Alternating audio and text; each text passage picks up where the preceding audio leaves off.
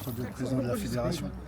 Il faut être confiant et on joue chez nous et puis elle va rester chez nous. De toute façon, c'est le modèle qui est comme ça. Aujourd'hui, on rêve plus de se qualifier, comme elle a pu le dire, on rêve des titres.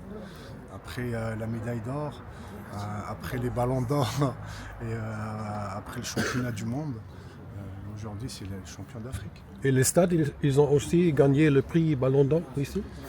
Je pense que c'est à vous de me le dire, c'est vous qui visitez. Bon. Moi, je connais déjà. Donc, vous savez, c'est un rêve d'avoir des infrastructures comme telles. Et puis pour que les joueurs de qualité s'expriment et que le public prenne du plaisir. Et puis l'évolution de notre pays dans tous les domaines. Il n'y a pas que dans le football. Pensez-vous que les stades seront pleins? Oui, c'est pourquoi ils ne seraient pas pleins. Vous savez, le Maroc, il est dans un point stratégique. On est aux portes de l'Europe et l'Afrique. On est dans l'Afrique, on est aux portes de l'Europe, on est à 3h30 de chaque capitale européenne. Et puis les Africains ils ont des facilités pour pouvoir rentrer. On a déjà beaucoup qui sont immigrés au Maroc. Et puis je pense qu'on va avoir les stades pleins avec une très belle ambiance. Et avec l'hospitalité marocaine, vous allez prendre que du plaisir. Vous allez voir.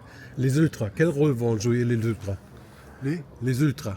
Parce que récemment, on a eu des problèmes avec Égypte-Maroc. Oui, non, mais ça, vous savez, quand il y a des grands derbies, moi, je ne suis pas des hooligans.